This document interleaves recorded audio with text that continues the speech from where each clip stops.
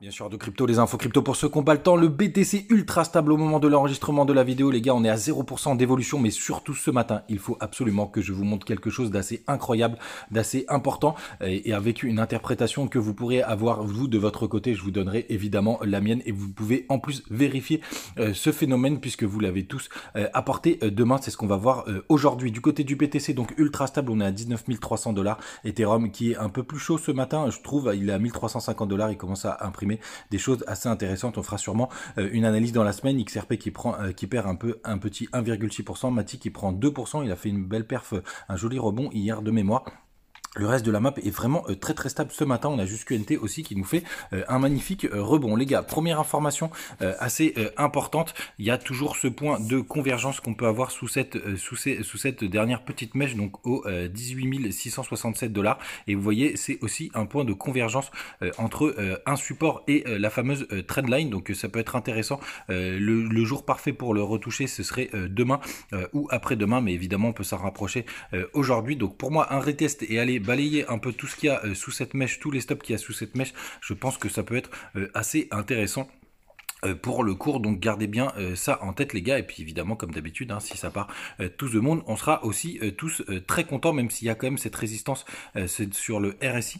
Donc le RSI, c'est cet indicateur qui donne les surventes et les surachats qui se situe aux alentours. Donc si jamais on le touche aujourd'hui, c'est plutôt vers les à peu près 58 points, donc à surveiller de très près. Je vous tiendrai bien évidemment informé, mais on n'en est pas là. Pour moi, vraiment, je voyais bien un petit dernier nettoyage, ou en tout cas encore un nettoyage, puisque du côté du long short ratio, on a quand même toujours une majorité de personnes qui sont en long, c'est-à-dire qui parient en levier à la hausse, donc qui est à 63% de personnes. On a toujours les funding qui sont en positif, c'est-à-dire que vous payez pour être en long. Ça veut dire que la majorité aussi des personnes sont en long, puisque les exchanges se gavent. On va voir si ça achète un petit peu sur le spot.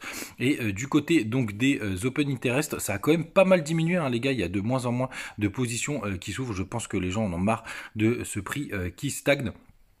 Donc ça a été surtout des fermetures d'ailleurs de short, j'ai l'impression, puisque on est redescendu et que le long short ratio c'est de nouveau apprécié pour les longues. Donc c'est assez intéressant de voir que quand même ça commence à gonfler pas mal de monde cette situation, ce qui pourrait d'ailleurs résulter d'un gros mouvement quand tout sera nettoyé. Du côté du Max Pain Press ce matin, on est à 19 000 $, donc on est plutôt dans les clous. On va voir ce qui se passe pour demain. Hop, et demain on est aussi à 19 000 $, donc pas forcément de grosses résolutions. Et à la fin du mois, le 28 octobre en tout cas, qui est une grosse période puisque c'est la plus grosse clôture des options, on est toujours à 19 000 $. Donc le BTC qui devrait rester quand même assez stable pour cette semaine. Du côté de trufflation et des chiffres de l'inflation, on a une petite baisse par rapport à hier. On est passé à 7,87. On garde en tête le fameux projet, et là on a le West. Tiens, c'est assez intéressant. On était à 7,82.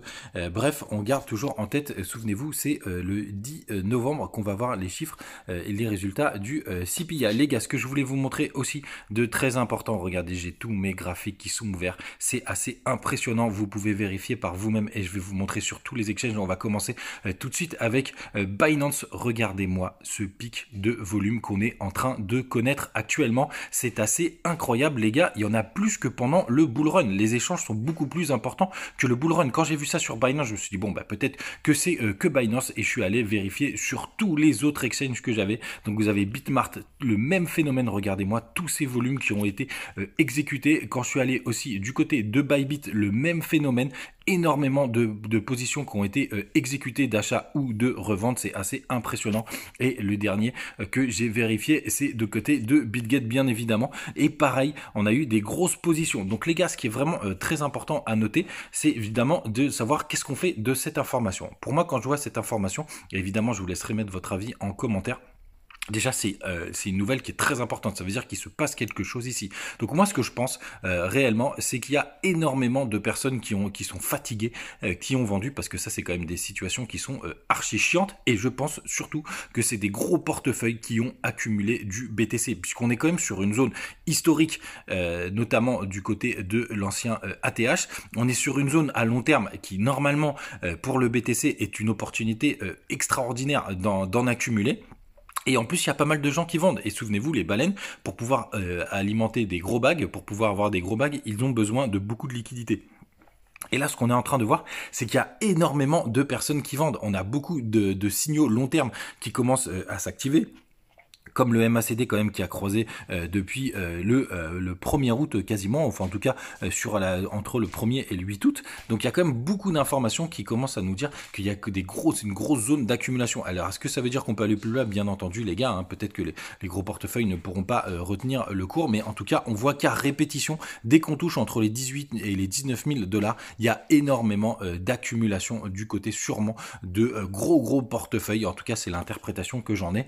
Les gars, je voulais absolument partager ça avec vous, et surtout les gars, vous pouvez le vérifier sur tous vos exchanges, hein. Vous avez ce phénomène partout avec ces gros volumes qui sont exécutés. N'hésitez pas à me donner votre avis en commentaire, ça m'intéresse fortement parce que c'est vraiment très intéressant de constater ça. On se retrouve comme d'habitude demain, et demain je vous parlerai sûrement beaucoup plus d'Ethereum. Passez une bonne journée, salut.